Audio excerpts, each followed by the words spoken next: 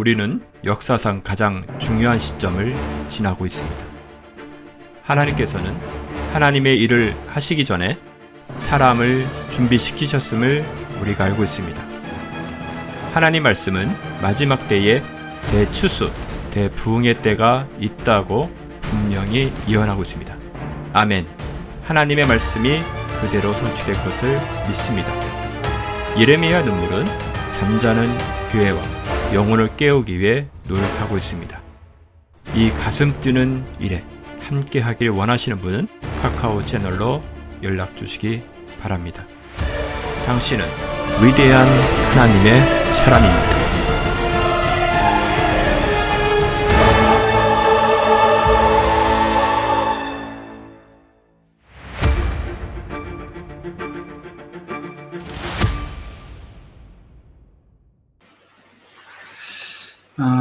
오늘은 조금 어떤 내용을 잠깐 좀 정리를 하나 하고 좀 지나갑시다. 우리는 어떤 되어져가는 상황을 보고 너무 이렇게 빠지면 안 돼요. 우리가 무슨 상황이 전개되더라도 성경에서는 뭐라고 말씀하시나라고 성경을 자꾸 이렇게 통해서 찾아보려고 하는 그런 노력이 우리 모두에게 정말 필요하고 시도가 되어야 하는 거거든요. 우리 어서 오세요. 성경 구절 하나 잠깐 보고 오늘 말씀 들어가도록 할게요.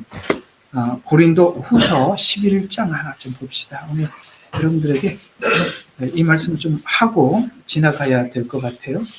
우리는 무슨 사건이 생길 때마다 각자들이 이렇게 주장하고 저렇게 주장하고 그러면 또 나는 이렇게 이해하고 있는데 저 사람은 나처럼 이해를 안 하니까 자꾸 이렇게 관계가 깨지고 그러는데 우리가 좀 하나 정리를 하나 분명히 할 필요가 있어서 오늘 고린도후서 11장 어디를 보시냐면 13절부터 한번 보겠습니다.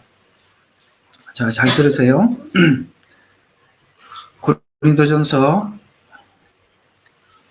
고린도후서 11장 13절부터 제가 하나 조금 오늘 보너스로 이야기를 좀 하나 해야 될 것 같습니다. 자, 13절부터 제가 읽어드리겠습니다.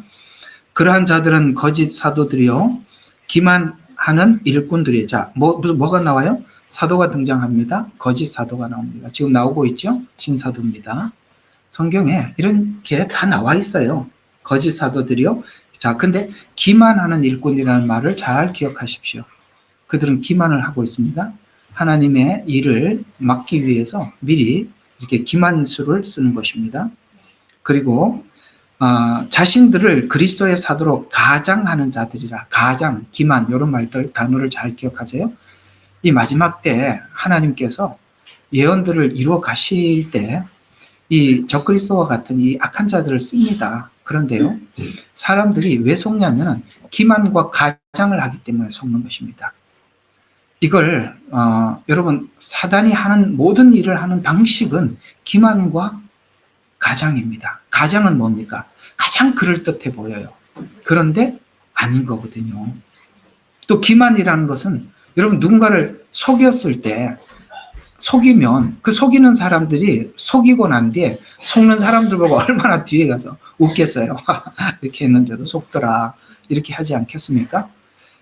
우리가 이런 걸 열린 마음으로 보고 계셔야 되는 거예요. 성경이 뭐라고 말을 하는지를 좀 먼저 살펴보고 지금 되어가는 상황을 보고 그 사람들이 무슨 진심을 고백한다고 해서 그 진심이 진심이냐 두고 봐야 되는 거예요. 그게 기만인지 가장인지 그거는 시간이 지나야 우리가 확인할 수 있는 부분이니까 그거를 나는 그렇게 생각 안 해. 그렇게 생각해.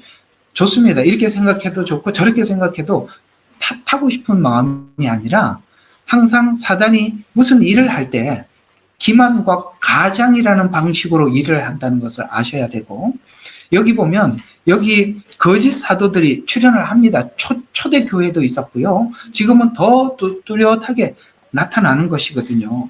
여기 이렇게 거짓 사도들의 말이라는 게 나온다는 게 신기하지 않아요? 이 마지막 때 특별히 그런 사람들이 더더욱 기승을 부리게 되는 것입니다. 사도들로 가장하는 자들이라. 자, 14절 보세요. 14절이 우리에게 하는 말씀이에요. 경고하는 말씀이에요. 이것은 놀랄 일이 아니에요. 왜냐하면 우리가 속고 난 뒤에 놀라봐야 소용없는 거예요. 맞죠?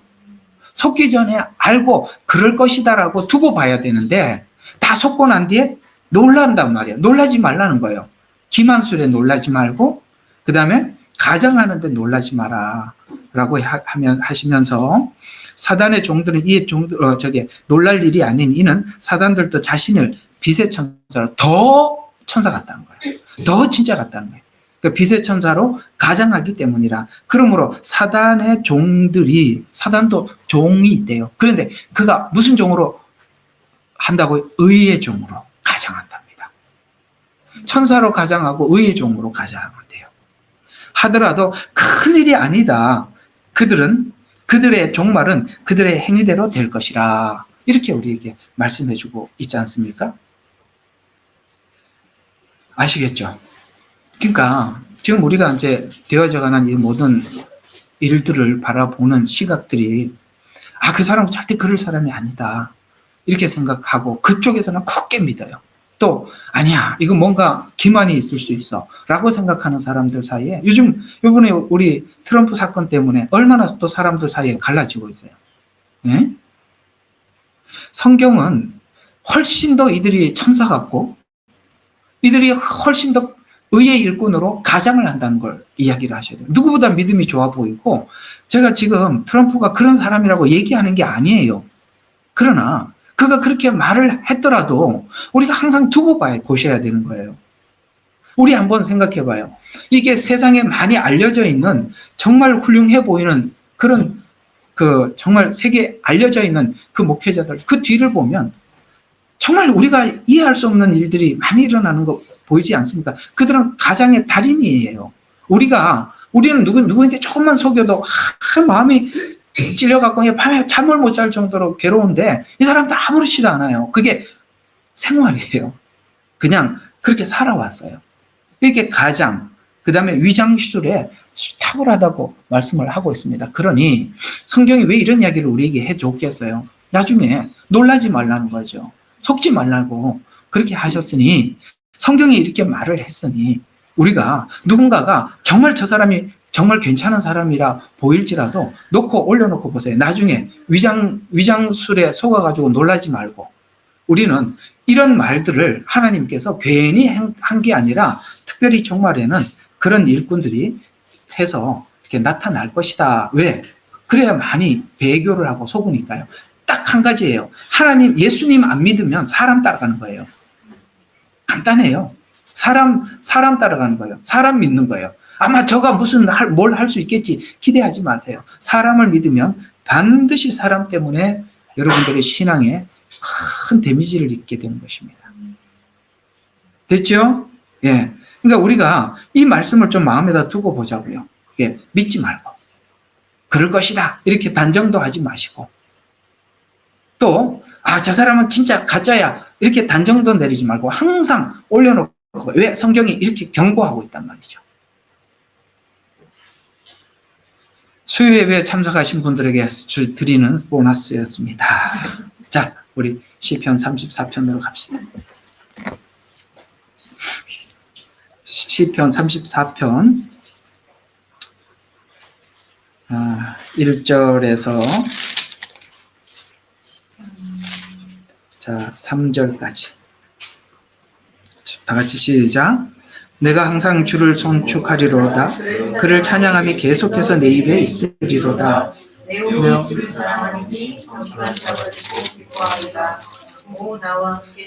이거 이렇게 34편 그러면 여러분들이 아닌데요 43편인데 이렇게 말을 해야죠. 내가 적어보니까 잘못 적었어요. 43을 34라고 적어놓고 읽어보니까 아니야. 자, 우리 1절, 2절 다 같이 시작. 오 하나님이여 나를 판단하소서. 불경건한 민족에 대한 나의 송사를 변호하시며 오 속임수 많고 불의한 사람에게서 나를 구하소서. 주는 내 능력의 하나님이시니이다. 어찌하여 주께서 나를 버리시나이까? 어찌하여 나의 원수의 압제로 인하여 슬퍼하며 다녀야 하리이까? 아멘. 자, 우리 예수 믿고 처음에 하나님 앞에 질문들을 많이 생기게 되죠. 그죠? 그런 질문들이 많이 생겨. 어찌하여 이런 질문들입니다. 이제 성숙하는 과정 속에서 이 어찌하여가 우리의 신앙이 성숙하면서부터 어찌하여가 여전히로 이렇게 그 자리를 지키는 것이 그게 이제 신앙이 이렇게 자리 잡힌 상태라고 이렇게 볼 수가 있지요. 애들 크는 과정을 보면 참 이제 말을 하기 시작하면 너무 귀찮아요. 뭐가 귀찮냐? 저건 왜 그래? 저건 뭐예요? 이건 어떻게 왜 움직이는 거예요? 이게 뭐 물어보는 게 뭐 할 때마다 물어보잖아요. 어찌하여. 자, 그 처음에는 사물을 물어보시죠. 그래서 조금 지나면 뭘 물어보기 시작하느냐면 이제 이 사춘기에 이렇게 사고가 전환하는 시기. 이때 이제 굉장히 많은 질문이 생깁니다. 사춘기가 뭐냐면 이런 것입니다. 그저 이게 융통성이 필요하다는 걸 모르는 시기가 사춘기 이전의 시기예요. 바르고 정직하고 옳은 길을 가면 다 옳다. 다른 사람들도 옳은 생각을 하고 바른 생각을 하고 옳은 길을 갈 것이다 라고 생각을 했는데 막 혼돈이 오는 거예요. 왜? 이게 옳은 건데 어른들이 뭔가를 진단을 하고 평가하고 말을 하는 거 보면 편법을 쓴단 말이에요. 그걸 받아들이기가 굉장히 힘들어요. 그걸 수용하는 게 이게 바로 사춘기를 맞이하는 거거든요. 조금 우리가 장성하면 우리가 바르지 않다는 것이 아니라 바른 걸 바르게 세우기 위해서 누군가의 수고와 희생이 필요하다는 걸 아는 게 장년기입니다. 어때요? 제 얘기 그림이 그려지시죠? 이게 아이 때는 그냥 단어, 사물 이런 걸 이해하는 게 이제 것입니다. 요거는 어디 쓰는 거야? 이게 뭐 하는 거야?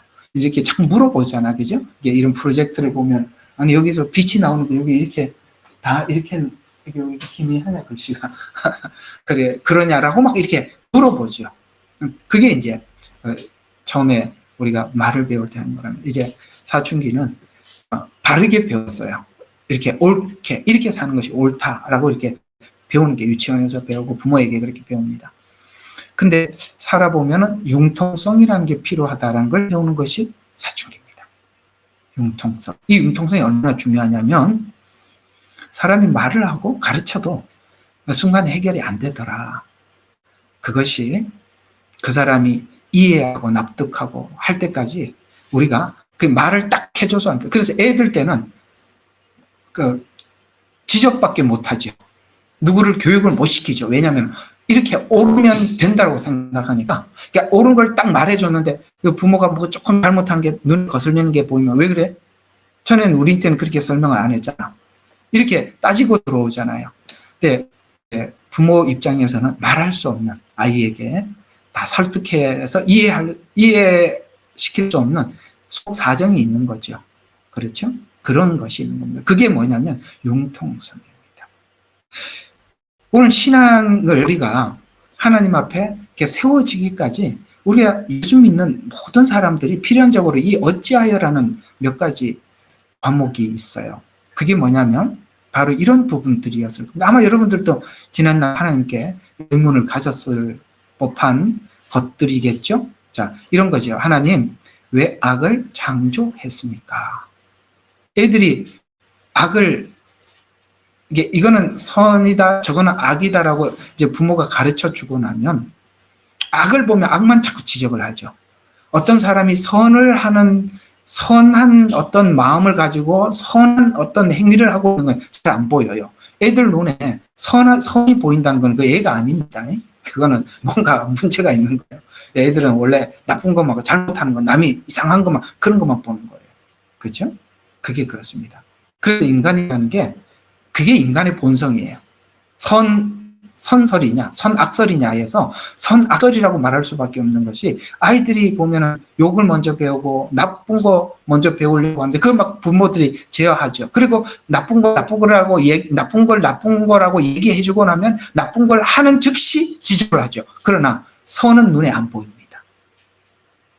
이게 바로 인간의 마음 자체가 선보다는 악하다는 거예요. 그래서 하나님 선악과를 먹지 말라고 했다. 뭐 끝까지 올라갈 이야기는 아니고 그러다 보니까 이제 우리가 왜 하나님이 악을 창조해 놨습니까? 그냥 선 그대로 있었더면 지금도 우리가 에덴에서 태어나서 행복하게 살 텐데, 왜 이렇게 악을 창조했다고 하기 때문에 이 창조라는 단어를 제가 집어넣은 걸 좀 이따 성경에 나와요. 그리고 두 번째, 왜 악을 방치하시는가? 라는 질문입니다. 악이 있다는 걸 알아요. 그런데 왜 하나님이 가만히 두십니까? 세 번째는 뭐죠? 선은 왜 악에 의해서 피해를 보고 있는데, 하나님은 선하신 분인데, 선을 추구하시는 분인데, 왜 그 선이 악에 의해서 피해를 받는 것에 대해서 방관하고 계시는가? 생각해봤죠? 그러니까 이런 생각 없이 여기 앉아 계시면 아무 생각 없이 예수 믿는 거예요. 이거 하고 넘어가야 되는 문제들이에요. 그 다음에 악을 심판하실 분은 하나님 뿐이죠. 그죠? 해보면 그렇습니다. 악은 그걸 사람이 해결할 수 있는 게 아니라는 걸 알 수 있습니다. 그래서 공의로 심판치 않고 왜 침묵하십니까? 이런 질문들입니다. 마치 우리가 사춘기 때 하는 질문과 같습니다. 자, 이런 질문들이. 근데 성경은 이제 오늘 이런 이야기들을 다루시면서 선과 악의 관계에서 성경은 선과 악에 대한 나눔에 관한 이야기는 아니라는 거예요. 예수님께서 이 땅에 오셔서 악한 자들은 악한 사람들끼리 모으고, 그 다음에 선한 사람들은 선한 사람들끼리 모으는 작업을 위해서 온 건 아니라 이 말이에요. 그러니까 이런 식으로 딱 성경을 보기 시작하면 이게 좌파 우파가 돼버리는 거예요. 성경을 가지고도 좌파가 되고 성경을 가지고 우파가 되고 이거밖에 못하는 거죠. 이해가 가죠? 이스라엘 백성들이 율법을 가졌지만 뭡니까? 선한 자와 악한 자를 나누는 것 이외에는 아무것도 못하죠. 수용은 아무것도 할 수 없어요. 그러니까 이렇게 우리가 잘못 갈 수도 있다는 것이에요. 그래서 성경은 뭘 이야기하느냐면 선과 악의 조화를 설명하는 겁니다. 다르죠?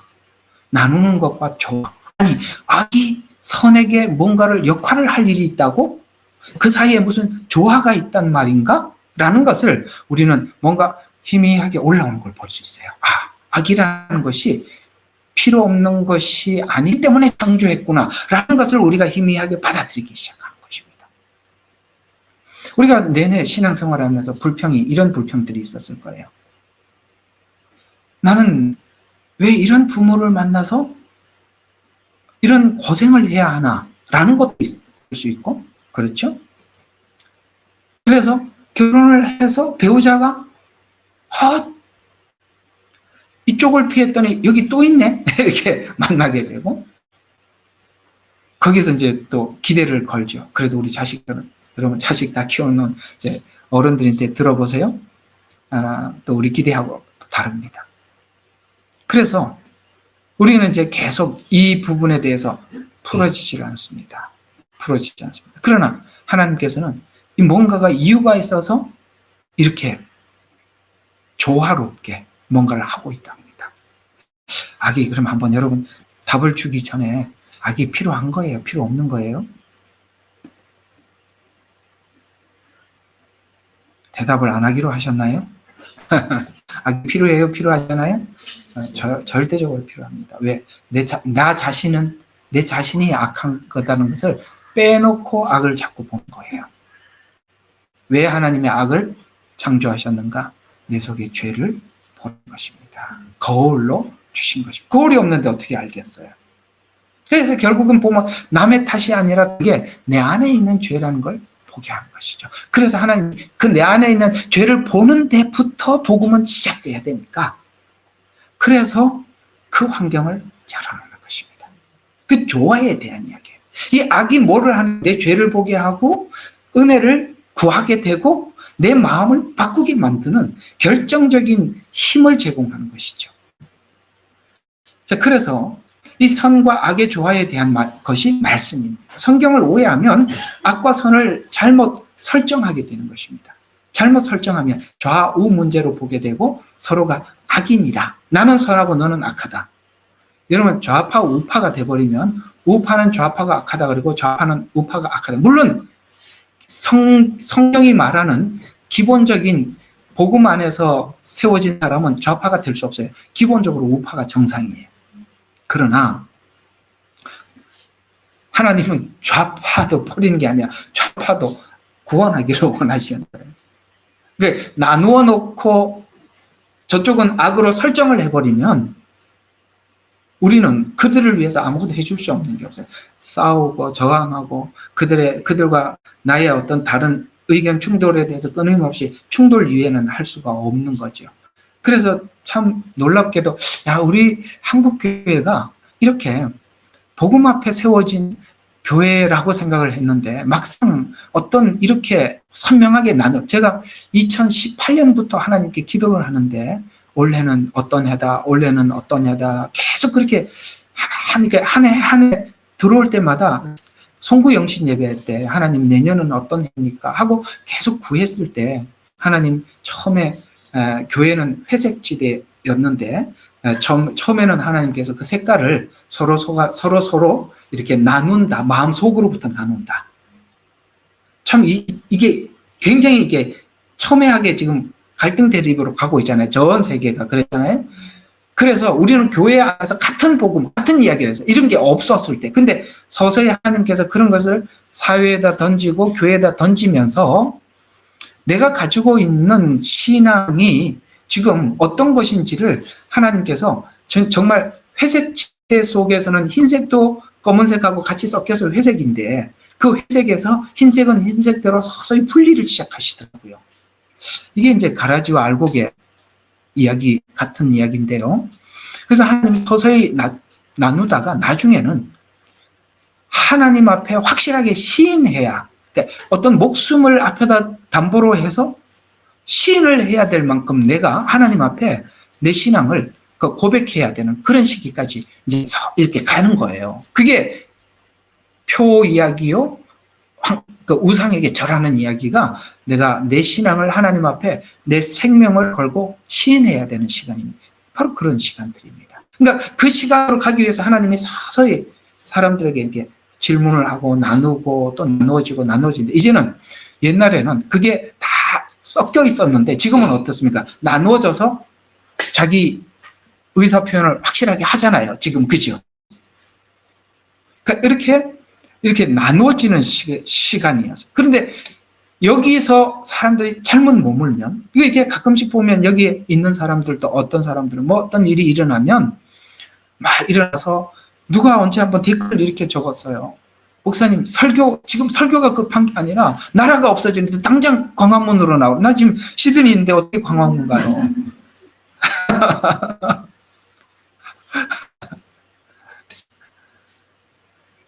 그것도 오늘 얘기를 들어보면 하나님께서 뜻이 있어서 그럴 겁니다. 예, 그거 말을 해서 고쳐지지 않으면 하나님이 심하게 다룰 수밖에 없는 거예요.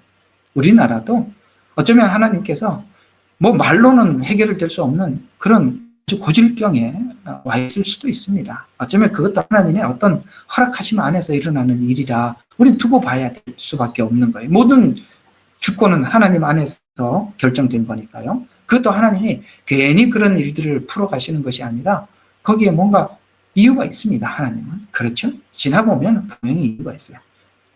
그래서 우리가 이 성경에서 우리가 답을 찾아야 되는데 현실 문제가 더 크다 보면 현실. 그래서 우리가 사회로 나가는 거예요. 그러니까 우리가 하나님의 말씀을 믿으면 기다려야 돼요. 기다려야 돼요. 믿음을 가지고 기다려야 돼요. 사회가 되어가는 걸 가지고 막 사회가 막 예를 들어서 막 뭐가 운동이 일어나고 신사도가 일어나고 뭐 지금 요즘 무슨 유대인이 어디 있냐 이렇게 이런 식으로 보고 성경을 보면 요즘은 그렇게 알리야 이야기를 하면은 사람들이 누군가 많이 깔아놔가지고 요새 진짜 유대인이 어디 있냐 이거죠. 다 가짜 유대인. 다 가짜 유대인이면 그럼 성경은 뭐죠? 이해가 갑니까? 그러니까 사람들이 사회 현상을 보고 성경, 그러면 하나님은 사람들이 무슨 일을 일으키면 뒤에서 수습하시는 분이신가요? 아니죠. 이스라엘이 멸망을 외칠 때 이스라엘이 멸망할 거라고 생각을 하지 않았어요. 왜냐하면 자, 이스라엘 멸망 직전에 한번 상황을 봅시다. 초강대국이 어디였어요? 애굽이었어요. 바벨론이라는 나라는 이렇게 강대국이 아니었어요. 그건 약한 나라였습니다. 그런데 하나님은 아수르라는 나라를 통해서 북이스라엘을, 그 다음에 바벨론을 통해서 남유다를 멸망하게 하셨는데 사실 그들이 그렇게 강대국이 아니었습니다. 그런데 그때 이전에 계속되는 강대국은 분명히 애굽이었어요. 그러니까 이스라엘이 바벨론이 이스라엘을 멸망케 한다고 치러 온다고 참선지자들이 외쳤을 때 사람들 눈에 봤을 때는 애굽이 강대국이었어요. 그래서 애굽하고 지금까지 계속 친교가 있었기 때문에 애굽에게 도움을 청하면 절대 자들은 멸망하지 않을 거라고 생각해요. 사람의 눈에는 애굽이 강대국이었다니까요. 지금 똑같은 거예요. 지금 뭐죠? 그 유대인이 어디 있노? 이렇게 얘기를 하는데 당신 눈에는 없죠. 그럼 내가 이걸 또 한번 물어보고 싶어요. 마지막 때 사람들이 다 죽었는데 어떻게 심판하겠노? 이렇게 한번 물어보자고요.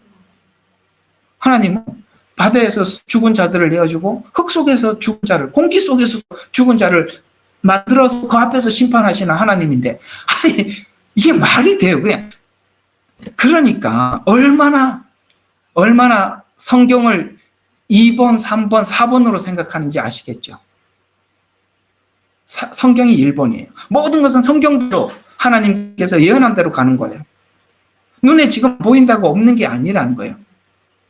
지금 이 땅에 있는 모든 사람들이 다 죽었지만은 부활을 장에서 뭐라고 말했어요? 다 하나님 일으키신다고, 진토에서 일으키신다고 하셨어요. 그럼 그들이 살아날 겁니다. 죽은 사람도 살리시는데 여기 지금 하나님이 저게 유다 자손이 누구고 그걸 모르시겠어요?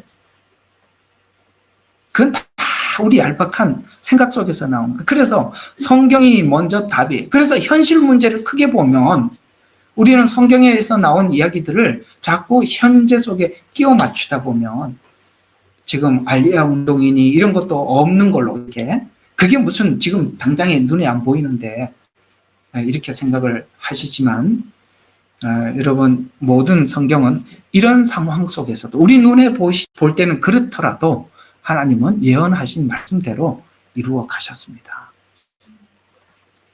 그래서 중요한 것은 성경의 방향과 목적, 그 다음에 현적 입장에서 보면 복음은 하나님 나라의 복음이 아니라 세상을 중심으로 해서 성경을 보조수단으로 그렇게 보게 되면 예언한 말씀들은 우리에게 뭐 될 수도 있고 안 될 수도 있고 그렇게 되는 것입니다. 하나님이 예언하신 대로 될까 말까 한다면 마지막 재림에 대해서도 의심할 수밖에 없겠죠. 이런 부분들에 대한 믿음도 없는 사람이 주님이 재림하신다는 말을 한다는 게 참 신비한 겁니다. 안 그래요? 이런 것도 믿지 않는 사람이 예수님 재림한다, 죽은 사람이 부활한다, 이걸 믿는다는 게 참 신기한 거예요. 모든 예언은 우리가 믿음으로의 눈으로 바라보는 것이고 하나님은 우리가 알 수 없는 방식으로 일하고 계시는 것입니다. 요즘 이렇게 보면 참 신기한 일들이 많이 일어나는 게 뭐냐면,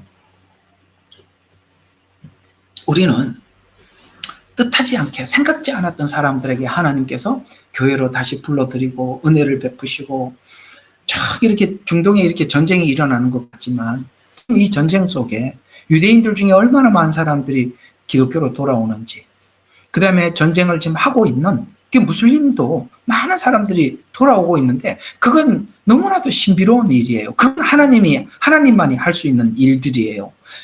그렇게 예수 믿는 쪽 맞는 둥 하는 그런 사람들에게도 하나님 찾아가셔서 정신 바짝 차리게 만드는 이런 경우가 있지 않나. 혹은 저 사람 진짜 믿음이 좋다고 생각하는데 정말 엉뚱한 이런 사람이 있잖아. 우리가 볼 때는 평상시에 본 거하고 너무 다른 거예요.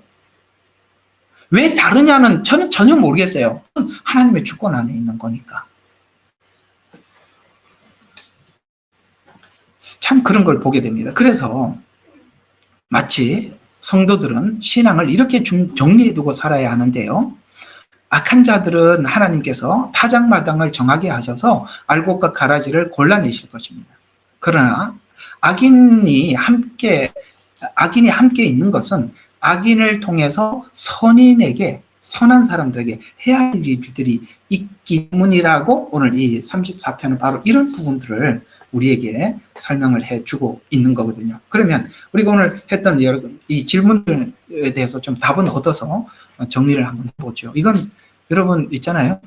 그냥 오늘 한 편 설교를 들었고 예배를 드렸다 이렇게 생각하지 마시고, 이게 정말 여러분들이 중요한 오늘 이 질문들이에요. 그리고 이 질문들은 성경적으로 분명히 가지고 계시지 않으면 여러분들이 이 문제에 봉착하면 반드시 여기서 또 걸려 이렇게 맴돌게 되어 있어요. 한번 딱 깨끗하게 클리어하게 한번 정리를 한번 해보죠. 자, 왜 하나님은 악을 창조하셨습니까? 라는 질문에 성경은 하나님이 직접 악을 창조하셨다는 말보다는 하나님께서 인간에게 자유의지를 주셨고 자유의지에 의해서 악이 세상에 들어오게 되었다라고 이렇게 설명을 하고 있는 것입니다. 에덴 동산 안에는 악이 없었어요. 그냥 선, 악과 선택은 우리에게 있었다는 거예요. 근데 거기에 누가 밀고 들어오죠? 사단이 밀고 들어와서 우리의 자유의지를 악을 선택하게끔 유도했을 때 누가 선택합니까? 우리가 선택을 한 겁니다. 그걸 아셔야 돼요. 죄를 하나님이 짓게 만들어서 죄를 지은 게 아니라 죄를 선택했다고요. 여기서부터 둘은 창세기서부터 신앙 색깔 자체가 다르게 가는 거예요. 아시겠어요? 보세요. 하나님께서 악을 인간에게 선택하게 했다면 책임 누구에게 있어요? 하나님께 있죠. 하나님께 있기 때문에 예정로 켜 들어가요. 죄를 선택한 것도 하나님께 주권에 있었고, 내가 예수를 믿는 것도 하나님 주권에 있었다. 그러면 우리는 아무것도 필요 없어요. 그러면 하나님 심판대 앞에 서서 넌 지옥 가라 그러면 좀 못 가겠는데요. 어차피 저 같으면 그러고 싶어요. 너 왜 못 가라 그러면 하나님 그렇게 선택해서 그런데 그게 제 잘못입니까? 그럼 하나님 심판할 자격이 없죠. 그거예요. 우리 자유의지가 악을 받아들였다. 이렇게 얘기를 하는 것입니다. 그렇게 해야 할 이유가 있을까요? 있지요. 가치. 성경은요, 가치의 문제를 합니다. 하나님은 이 자유의지라는 가치를 하나님 앞에 내 스스로 드리는, 내 스스로 하나님께 선을 선택하는 가치로 우리를 높여줘. 왜? 그것이 하나님의 모양과 형상을 회복하는. 예를 들어서 내가 기계를 만들어 놓고 AI에게 내가 생각하고 내가 좋아하는 어떤 그 사고 방식을 심었다고 가정합시다. 내가 심어놔서 걔하고 둘이 대화하면 재밌어요, 재미없어요? 재미 하나도 없죠. 뻔하잖아요. 기계잖아요. 내가 생각하는 대로 심어놨잖아요. 근데 창의적인 생각을 하는 어떤 존재가 있어요. 그와 대답을 하면 대화가 되죠. 재미있죠. 하나님은 우리를 하나님의 모양과 형상대로 지으셨지만 우리에게 창의성을 부여해 주셔. 그게 자유의지입니다. 선택의 자유.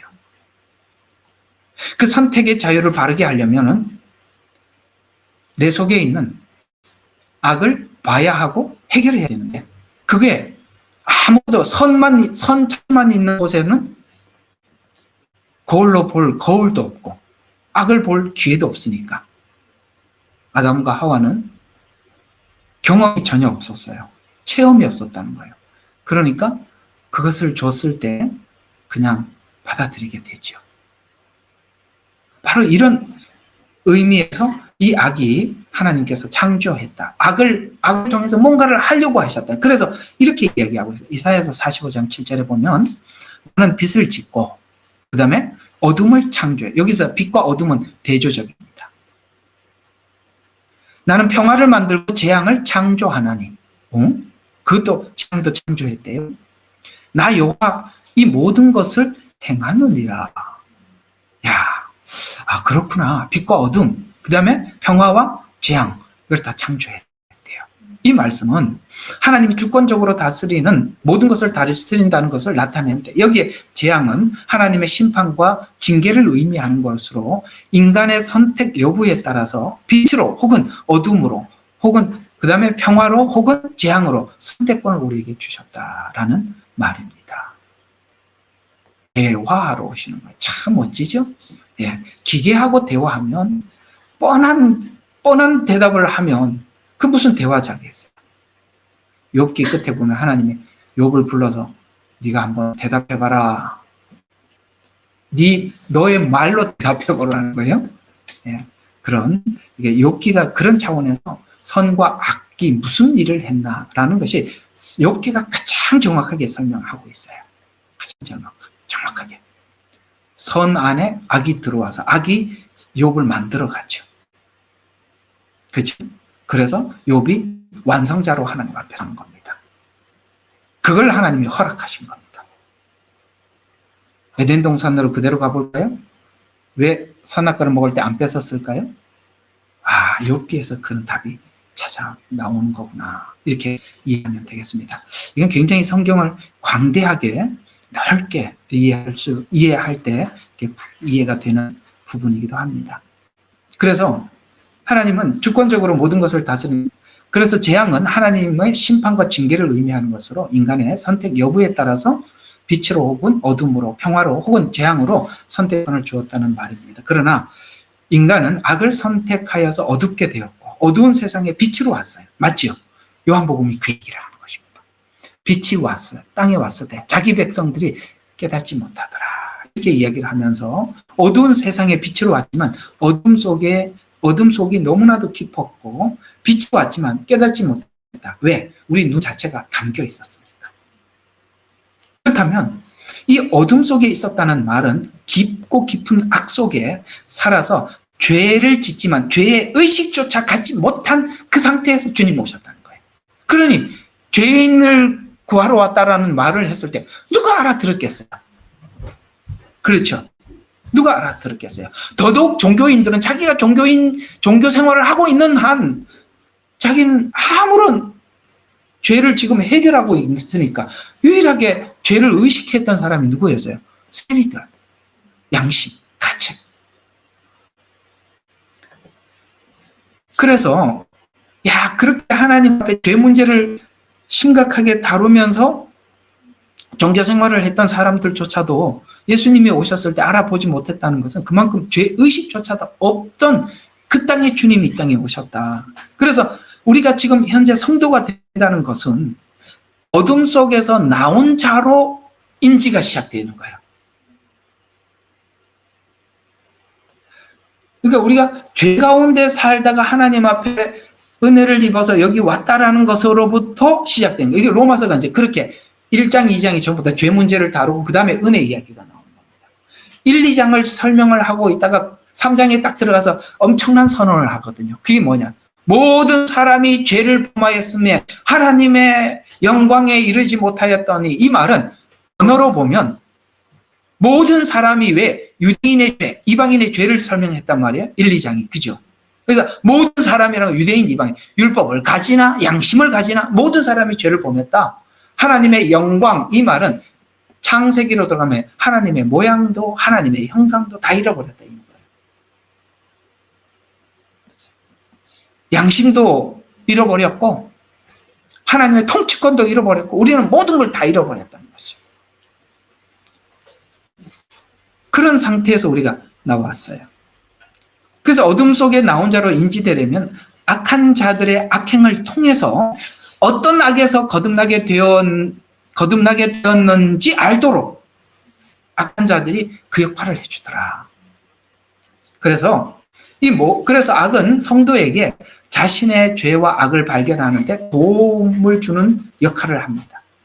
모든 창조, 곧 성과 악의 조화를 이해하면 하나님이 그걸 하시고도 하나님 보시기에 좋았더라라는 말들을 받아들이게 되는 것입니다. 물론 어둠을 창조하시고 이런 말은 없었습니다. 그러나 이것이 해야 될 역할이 있기 때문에 아까 어둠이 하나님이 창조하셨다고 말하는 그것은 지금 흔히 말하는 이런 밤도 그렇지만 영적인 의미도 있는 것입니다. 하나님께서 창조하신 모든 것은 본래 선했습니다. 그러나 인간의 죄로 인해서 그 악을 선택하고 받아들임으로써 세상에 악이 들어왔죠. 그러나 선한 창조를 알기 위해서 악이 해야 될 역할들이 있습니다. 이걸 좀 이해시키려고 욥기로 가보겠습니다. 욥기 성경을 펴시죠. 우리가 어찌하여라는 질문에 이런 질문이 있으니까 그 질문을 욥기가 답을 충실하게 해줍니다. 1절 8절 1장 1절 8절 두 절만 일단 한번 봐요. 자, 우스 땅에 한 사람이 있는데 그 사람의 이름은 욥이더라. 그 사람은 온전하고 정직하여 하나님을 두려워하고, 자, 여기 뭐라고 표현했어요? 악을 피하는 사람이다. 악이 없는 건 아니에요. 그러나 피했어요. 또 8절 시작. 하루는 하나님의 아들들이 와서 주 앞에 섰고 사단도 그들 가운데 왔더라. 8절. 주께서 사단에게 말씀하시기를 너는 내 종 욥을 유의해 보았느냐? 세상에 그와 같은 사람은 아무도 없나니 그는 온전하고 정직하여 사람으로 하나님을 두려워 뭐하라고요? 악을 피하는 자니라. 이렇게 소개를 하고 있습니다. 그러면 욥은 선과 악을 알았다는 것이고 악은 피했다는 것입니다. 맞죠? 욥기는 최초로 쓰여진 성경입니다. 하나님은 성경이 없을 때도 각 개개인에게 찾아가셔서 이렇게 하나님께서 복음을 알려주셨을 것입니다. 왜냐하면 욥의 세 친구가 얘기를 하는 거 보면은 모세오경에서 말하는 것과 차이가 없어요. 상당히 하나님을 아는 지식이 탁월해요. 율법을 아는 지식이. 그런 걸 보면 우리는 자꾸 이런 얘기해요. 그때 교회도 없고 복음도 없었는데 어떻게 그들이 구원을 받아요? 욥기를 보세요. 하나님 이렇게 찾아가셔서 욥에게 말씀을 하셔요. 근데 욥이 아브라함보다 훨씬 이전의 사람이에요. 가장 오래된. 이 사람이 누구냐? 저기 에서의 후손 대마 사람이에요.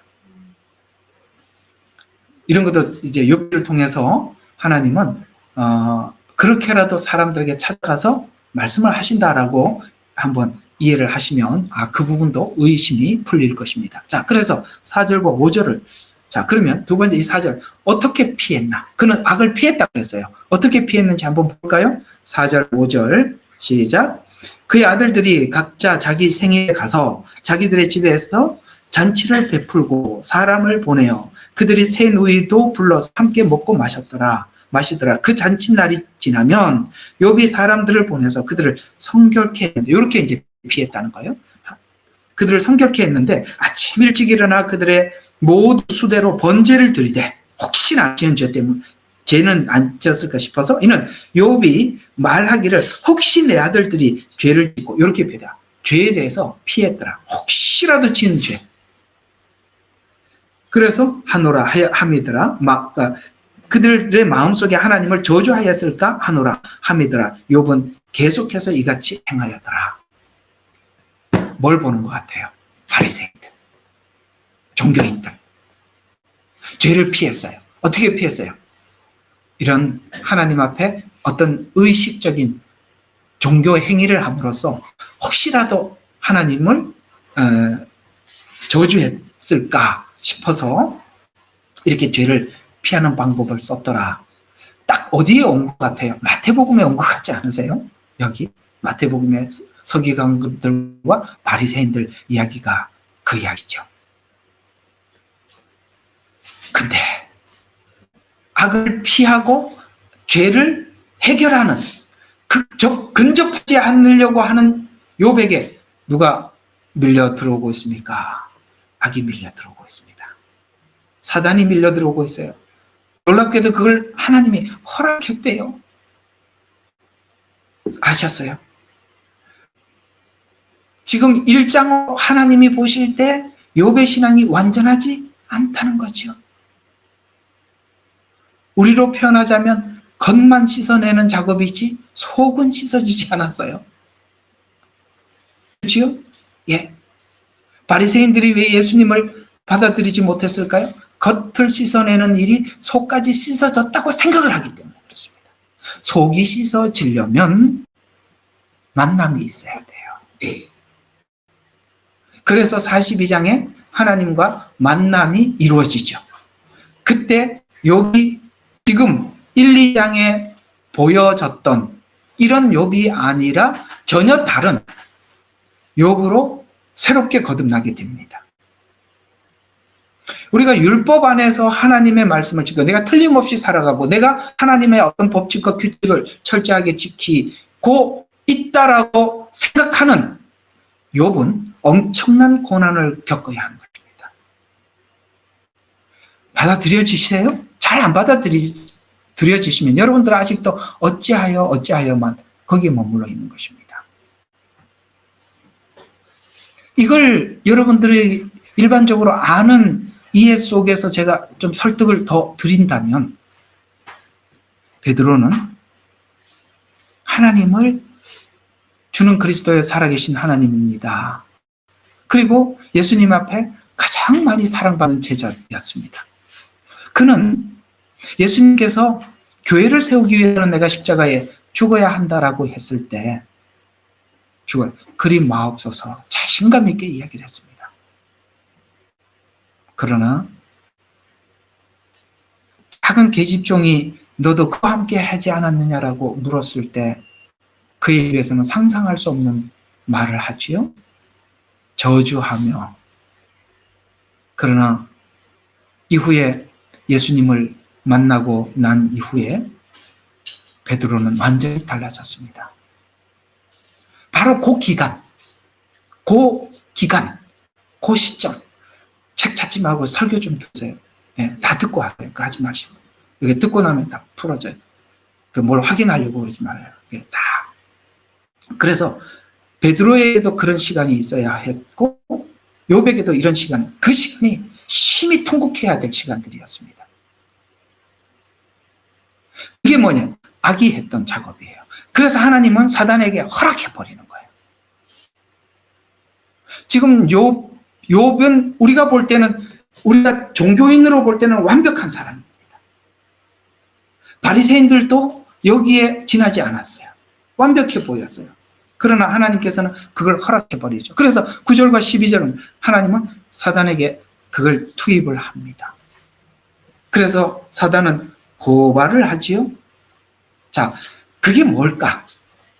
뭘 고발을 하는지 한번 봅시다. 9절부터 보면 이런 고발을 가지고 말합니다. 사단이. 자, 그때 사단이 주께 대답하여 말씀드리기를 욥이 아무런 이유 없이 하나님을 두려워하리까. 요 말이 굉장히 중요해요. 빨간 줄을 쳐놓으세요. 이유 없이. 이유 없이. 무슨 말이에요? 왜 지금 욥이 하나님 앞에 혹시라도 마음에 저주했을까 싶어서 이렇게 했죠? 어떤 하나님 앞에 뭔가를 내가 알지 못하는 사이에 뭔가를 했지 않았나. 그렇기 때문에 그걸 지금 당장 해결해야 된다는 거예요. 하나님을 믿는 이유도 혹시나 하나님 앞에 하나님을 저주해서 하나님의 부로 뭔가를 저주를 받을까. 이게 다 조건이라는 거예요. 조건.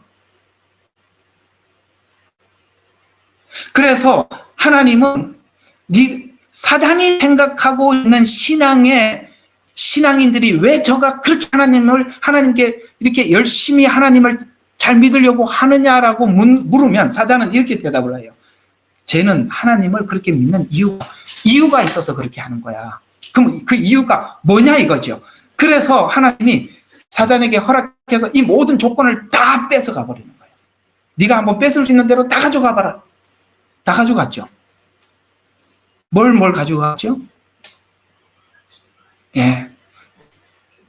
재산, 종, 아내도 욕하고 갔습니다. 자녀 다 가져갑니다. 조건을 싹 없애봤어요. 그래서 하나님은 욥을 믿었던 믿음이 뭐냐? 하나님은 욥을 믿었던 믿음이 뭐냐면 이 상황 속에서도 욥이 인내할 줄 믿었던 거예요. 그 믿음으로. 사단은 항상 그래요. 여러분, 사단이 우리를 걸어서 신앙생활하게 하는 그 거는 게 뭐냐면 어떤 이유, 조건을 거는 거예요. 그게 뭐냐? 구원, 휴거 이런 것들이란 말이에요. 그게 조건이라고요. 무섭지요? 이 종말이 돼 보니까 종말을 아는 사람들도 어디에 빠져 있냐면 휴거에 빠져 있고 구원에 빠져 있어요.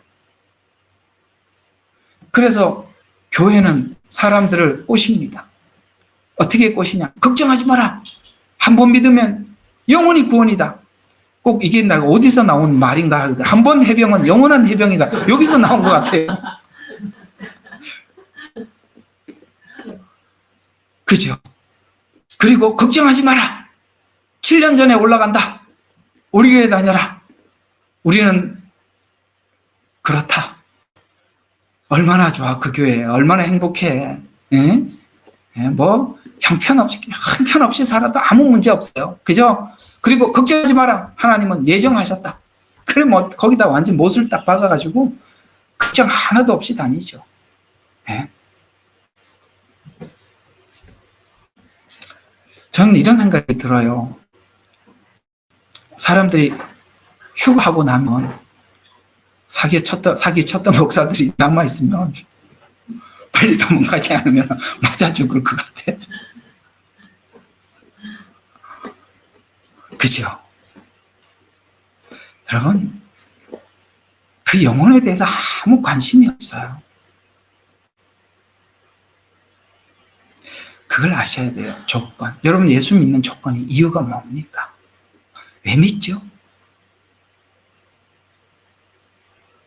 이유 없이 사랑하시고 조건 없이 우리를 받아주신 그 하나님 은혜 때문에 믿는 그 외에 다른 이유가 있으면 그것이 우리가 올무가 되는 거예요. 성경은 이렇게 얘기하잖아요.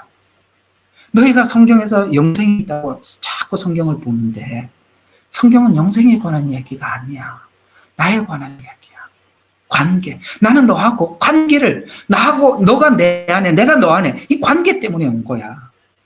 너하고 나하고 관계 속에 있으면 뭐예요? 하나님과의 우리 관계가 회복되는 거고 그냥 내가 가는 곳에 너가 가는 거고 네가 가는 곳에 내가 가는 거야. 이게 성경 이야기인데 그러면 만약에 사단이 그래서 이게 가장하는 거짓 일꾼들을 통해서 구원을 가지고 사람들을 잡아 죽이는 거예요. 마지막 때 여기 와라. 우리하고 같이 있어야 이 마지막 때 구원에 아무 문제가 없다. 조건, 까닭 없이. 근데 하나님이 욥에게 그 까닭을 다 없앴어요. 그랬더니 처음에는 뭘 없앴어요? 자기 주변의 것을 다 없앴죠. 그래서 또 하나님과 저 사단이 만나서 또 이야기합니다. 뭐라고 말합니까? 에이, 그거 자기 몸을 쳐보세요. 그 주변에 없어지니까 그렇죠. 그 자기하고 직접 관련은 없잖아요. 다 간접적인 것들이잖아요. 그래서 정말 여러분 있잖아요. 이게 피부 질병이라는 것이 그게 참 보통 알죠. 밤에 잠을 잘 수가 없죠. 계속 긁어야 되고 조금 있으면 여기 와서 이게 태양이 얼마나 강한지 처음에는 여기 이 목 뒤가 얼마나 가려운지 긁고 나면 좀 있어도 이게요 잠을 잘 수가 없더라고요. 계속 하니까 또 그렇지. 그러니까 기와장 가지고 긁고 앉아 있으니 친구들이 와서 그거를 보고 얼마나 기가 막혀서 말문이 막혀서 말을 못한 조건. 한번 이걸 생각해 봐야 돼요. 우리 속에 선으로 위장된 악이 뭘까요? 하나님 앞에 어떤 조건들? 여러분 구원받기 위해서 예수 믿습니까? 맞습니다. 그러나 그건 한 안에 있는 일부분이죠. 그 자체가 우리 예수 믿는 조건이 되버리면 구원에 걸려버리는 거예요. 그래서 너가 믿음으로만 되느냐? 네가 하나님 앞에 행위가 없는데 어떻게? 그래서 자꾸 행위 구원을 설명을 할 때 그걸 종용을 할 때 그대로 받아들일 수. 왜? 구원이 두렵거든요. 아시겠어요? 오늘 우리에게 다른 조건이 있을 수 있고 욥에게도 사단은 우리가 왜 예수를 믿느냐라고 사단은 자꾸 어떤 이유, 예수 이외에 자꾸 이유를 주는 거예요. 그걸로 걸어버리려고. 근데 놀랍죠? 욥은 그렇게 했더니 어떻게 합니까? 이러고 있어요. 주신이도 하나님이시여. 가지고 가시는데 하나님만 찬송. 기가 막힐 일이죠. 자, 잘 들어요. 사단은 여기까지만 해요. 여기까지. 깨려고 왔는데 안 깨져. 그랬더니 성경은 정확하게 표현하고 있어요. 사단은 물러가고, 여기서 물러가고 한 번도 등장하지 않습니다. 그걸 보지. 왜 왔죠? 사단이 하나님과 욥의 관계를 깨트리려고.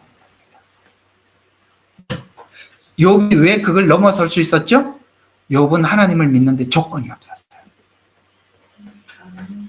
그래서 넘어간 거예요. 그런데 알 수 없는 세계로 하나님이 이끌고 가시죠. 그 알 수 없는 세계로 이끌고 가기 위해서 누가 필요했죠? 친구들의 율법적 조언이 필요했던 것입니다. 율법. 하나님의 의가, 율법 위에 하나님의 한 의가 나타났으니 율법을 넘어가야 하나님의 또 다른 의가 나타나는 거예요. 우리는 처음에 뭘 해서 율법을 지키고 틀 안에서 하나님의 분명한 하나님이 원하는 그대로 해야만 된다라고 생각을 했어요.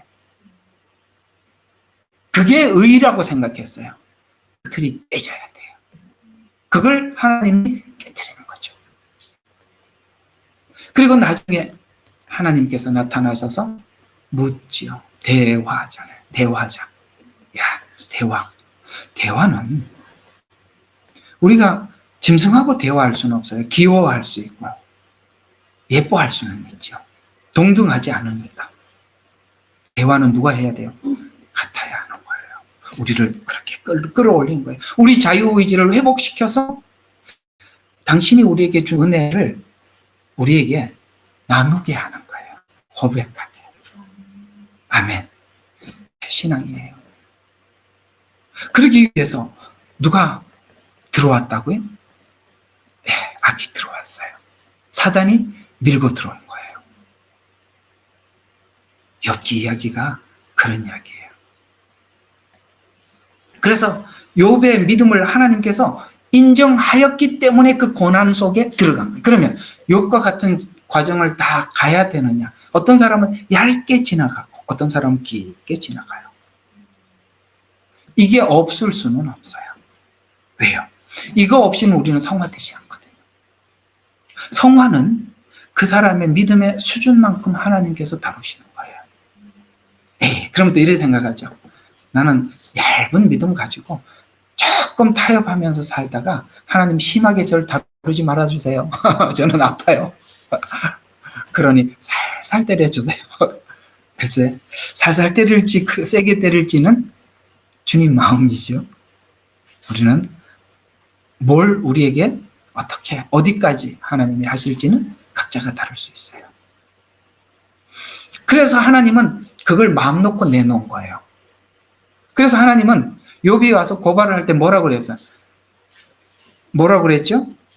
그 사람은 온전하고 정직하여 하나님을 두려워한다 라고 하나님이 인정을 하는 거예요. 그래서 우리가 고린도전서인가 거기 보면 하나님께서 우리에게 은혜를 주심은 고난도 받게 하려 함이라. 왜? 하나님이 그 고난의 깊이만큼 우리 신앙이 깊이만큼 고난을 주시는 거예요. 만약에 그걸 하나님께서 다루기 위해서 고난을 줬는데 못 견디면 피할 길도 주시는 거예요. 어제 저녁에 유튜브에 SSU라는 특수부대 훈련하는 걸 봤어요. 제가 이게 해군 출신이니까 그 해군에는 3개의 특수부대가 있어요. UDT, SSU, DI라는 곳이 있습니다. 그거는 이제 사람들한테 많이 알려지지 않아요. 사회에 많이 알려진 UDT가 많이 알려져 있는데 이 SSU 제 친구가 이제 그 부대를 하사로 제대를 했는데 그 고생한 이야기를 말로 표현을 못 하겠다는 거예요. 근데 어제 실제 한번 봤는데 야, 정말 인간이 겪을 수 없는 정말 한계 이상의 훈련을 하더라고요. 그거 이제 거의 반은 탈락해. 중간에 돌려보내요. 그냥 일반 부대로. 근데 거기는 이제 특수부대다 보니까 그 훈련을 마치고 이제 부모들이 찾아와서 정말 격려해주고 그러는 걸 봤는데 그들은 정말 훌륭한 자기의 어떤 인간의 한계를 극복한 진짜 훌륭한 특수부대 군인으로 거듭나고 새롭게 태어난 거겠죠. 하나님께서 우리가 이게 편안하고 안락한 이런 상황 속에서 우리 신앙이 자라지 않는다는 거 창조하신 하나님 너무 잘 아십니다. 그래서 우리가 밤새워 인간 관계 때문에 고통스러운 밤을 보내기도 하고 용서할 수 없는 사람을 끌어안고 스스로 자기 자신과 싸우고 자기 자신에게 묻고 대답하고 결국 가서 그 십자가의 사랑으로 손을 내밀게 만들고 그렇게 함으로써 우리 그릇을 키워가는 겁니다. 강한 훈련이 필요하거든요.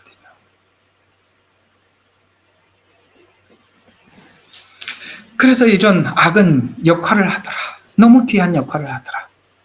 그래서 악을 역할을 통해서 하나님을 만나러 가는 욥, 하나님을 구하죠. 그러니까 우리가 편안하면 하나님을 잘 안 찾는데 그러니까 욥은 밤낮 하나님을 찾을 수밖에 없었어요.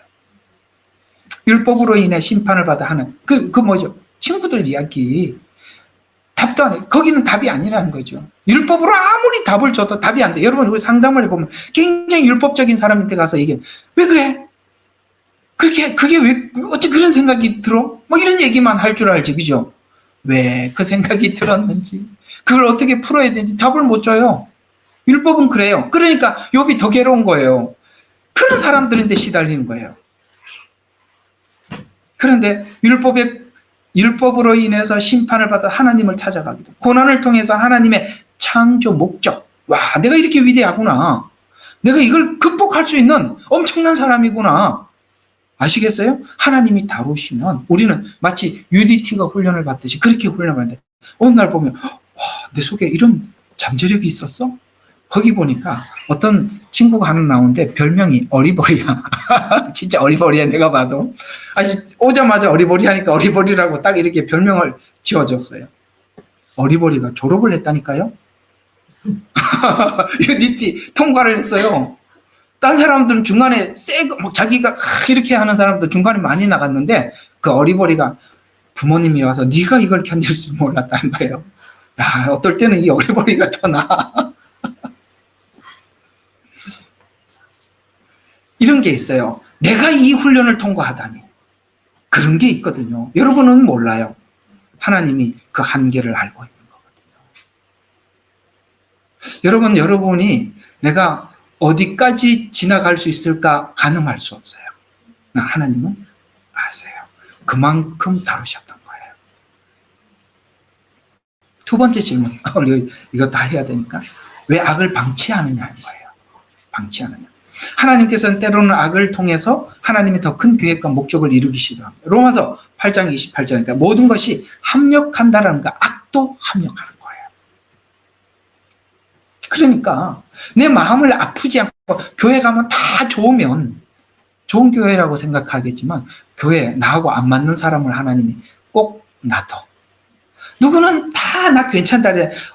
저 사람한테 가면 꼭 나한테 뭐라고 해. 그래서 저 사람 만나기 싫어. 하나님 그걸 극복해야 될 사람을 놔두는 거예요. 왜 방치하는? 합력해서 선을 이루어야 하니까. 교회 오면 다 좋은 게 아니라 보기 싫은 사람을 두고 하나님이 오나 안 오나 열중샷 하고 보고 있는 겁니다. 말을 거나 안 거나 보고 있는 겁니다. 합력해서 선을 이루는 거예요. 물론 우리가 그 부분까지 가기 위해서는 시간이라는 것이 필요한 건 우리가 알고 있어요. 그걸 우리가 서로 기다려주는 것이겠죠. 악이 왜 필요하느냐? 창세기에서 명확하게 이렇게 말씀하고 있어요. 50장 20절 형제들이 악을 행하여서 요셉을 팔았어요. 그걸 하나님께서 요셉이 지금 이 자리에 서서 왜 형들이 그런 생각을 하고 내가 왜 보디발 집으로 그 다음에 정치범 감옥으로 갔는지 다 확인하고 난 뒤에 이렇게 고백하잖아요. 당신들은 나를 헤아려 하였으나 오늘 사단이 찾아온 것처럼 욥에게 헤아려 하였으나 하나님은 그것을 선으로 바꾸사 오늘같이 많은 사람의 생명을 구원케 하기 위해서 나를 썼다는 거예요. 그래서 이렇게 하나님 앞에 이렇게 깊은 훈련을 지나온 사람들은 그 영혼들을 구원할 수 있는 기량이 생기는 거예요. 실력을 갖추게 되는 거예요. 세 번째, 선은 악에 의해서 피해를 보고 있는데 하나님은 선한 분인데 왜 선의 피해를 방관하느냐. 이런 것들도 우리가 어떤 신앙이 성숙할 때 반드시 필연적으로 이해를 하고 넘어가야 돼요. 요걸 넘어서서야 사람들 관계 속에서 신앙을 생각하는 게 아니라 사람들의 관계를 넘어서서 하나님 입장에서 보게 되는 거예요. 요게 안 넘어가니까 여기서 맴도는 거예요. 이게 오늘 넘어가라고 얘기해 드리는 거예요. 넘어가셔야 돼. 그래야 우리가 성숙해요. 맨날 사람 관계 때문에 이 교회 가서 누구 만나서 기분 나쁘고 저기 가면 또 있고 계속 있다니까요. 평생 가도 있어요. 어디 가도 있으니까 이걸 넘으셔야 돼요. 왜 방관하느냐? 하나님께서는 결국 악을 심판하고 선한 자들을 구원하실 것입니다. 이 세상의 고난과 고통은 일시적인 것입니다. 시편 37편 7절과 9절에 보면 여호와 앞에 잠잠하고 참고 기다리라. 자기를 형통하게 하는 자와 악을 꾀하는 악한 꾀를 이루는 자를 인하여 불평하지 말지어다. 불평하지 말래요. 그 악한 자들 때문에 분을 그치고 노를 버리고 불평하여 오지 마라. 이는 악을 행하는 자들은 끊어질 것이나 여호와를 소망하는 자들은 땅을 차지하리라. 이게 온유해진다는 거예요. 온유한 자는 복이 있나니 뭡니까?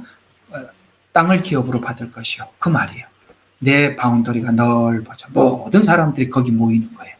온유한 자, 마음이 넓은 자, 그 사람들 사이에 사람들이 쭉 모여드는 거예요. 하늘의 밀알이 땅에 떨어져서 썩어서 자라서 큰 나무가 돼서 거기에 새들이 와서 깃들듯이 온유한 사람들 사이에 모여드는 거예요. 모여드는 거예요. 예? 누가 이렇게 가면 저기 가면 가시나무고, 예? 그리고 좀 쉬려고 그러면 가지가 딱 부러져 버려. 그럼 어떻게 새들이 앉아 있을 수 있겠어요? 하나님 우리의 그릇을 넓히는 것입니다. 걱정하지 마라. 하나님께서 이 악을 심판하는 날이 올 것이다라는 것을 믿어라. 계시록 21장 4절에 보니까 모든 눈물을 그 눈에서 닦아주시니 다시는 사망이 없겠고 그 다음에 애통하는 것이나 곡하는 것이나 아픈 것이 다시 있지 아니하리니 처음 것들은 다 지나간대요. 이 또한 지나간답니다. 아시겠죠? 그냥 지나가는 거예요. 그냥 일시적으로 나를 위해서 머무는 거예요.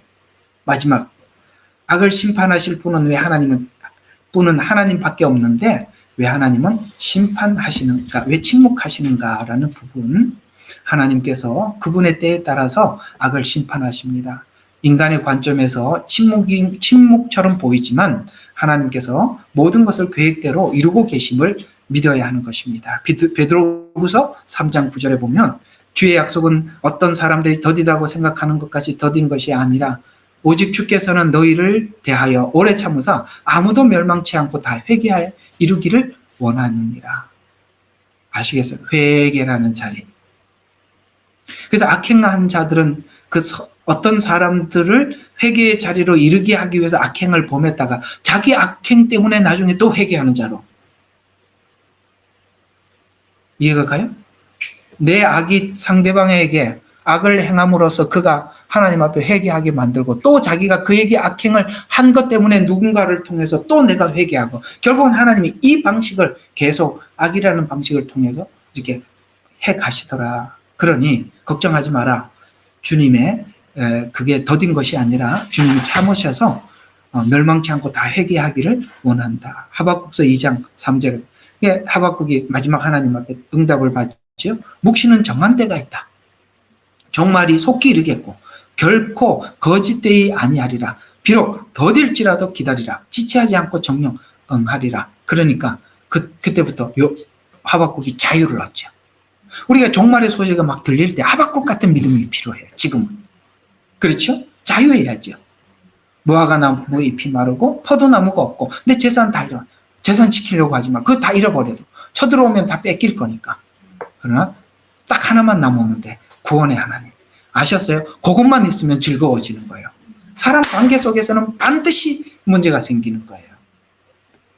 결국 선과 악의 관계는 하나님께서 악과 고통을 통해서 은혜를 깊이 있게 알게 해줄 것이며 이 해답을 얻어야 하나님의 주권 안에서 이게 하나님 주권 안에서 일어나는 일이잖아요. 악을 받아서 유익하게 나 자신을 만들 수 있고 하나님의 선하심을 신뢰하면서 살아갈 수가 있습니다. 그래서 우리가 어찌하여가 필요하지만 어찌하여에 대해서 답을 얻으셔야 우리의 신앙이 유년기를 넘어가는 거예요. 유년기를 넘어간 신앙이 뭐냐면 하나님의 어떤 주권 뭐든지 받아들이는 거예요. 근데 이 유년기를 못 넘어가면 싫은 것과 좋은 것이 선명하거든요. 우리 시온이하고 시엘이 학교란다. 우리 교회에서 밥 먹고 나면 너 이렇게 반찬 조금만 가져와. 오늘 안 좋아서요. 반찬이 맛이 없어서요. 선택을 안 해요. 여러분들 수용을 해야지. 집에 가서 또 엄마한테 또 해달라 그러면 안 되잖아요. 어릴 때는 자기가 좋고 나쁜 것에 대해서 선택과 선별이 있어요. 성숙하면 하나님이 이런 것을 사용한다는 걸 믿으면 수용하게 돼요. 바로 이 지점. 어때요? 참 필요한 지점 아닌가요? 오늘 그 말씀으로 여러분들과 함께 나누었습니다. 아이고, 시간이 너무 많이 지나가서 제가 좀 기도하고 마칠게요. 하나님, 우리가 살다 보면 오늘 이 성경에서 질문하고 있는 이 질문을 우리가 지난날도 하고 했으며 지금도 이 질문을 할 때가 가끔씩 있답니다. 우리에게 주어지는 우리 주변에 있는 수많은 이 악들을 왜 하나님이 방치하는 것일까? 라는 생각을 하게 됩니다. 거기서 우리 하나님께 모든 원망이 돌아가서 왜 악을 창조하셨습니까? 방치하십니까? 왜 심판도 하지 않습니까? 나는 지금 저들로 인해서 이렇게 고통을 받고 있는데 왜 하나님이 침묵하십니까? 이런 질문들을 우리가 해왔습니다. 어쩌면 지금도 할 수 있고, 그러나 이제 우리가 이걸 넘어서야 할 시간이 다가왔습니다. 넘어서게 해 주시옵소서. 그래서 수용하게 해 주십시오. 받아들이게 해 주십시오. 이 모든 것을 선택한 것이 아니라 하나님이 나를 좋아서 선택한 것이 아니라 죄인이기 때문에 받아주셨듯이 저들의 연약함 때문에 나도 그 연약한 것을 담을 수 있는 그릇이 되도록 하나님 인도하여 주시옵소서. 욥기를 통해서 주신 은혜 감사합니다. 예수님 이름으로 기도드렸습니다. 아멘.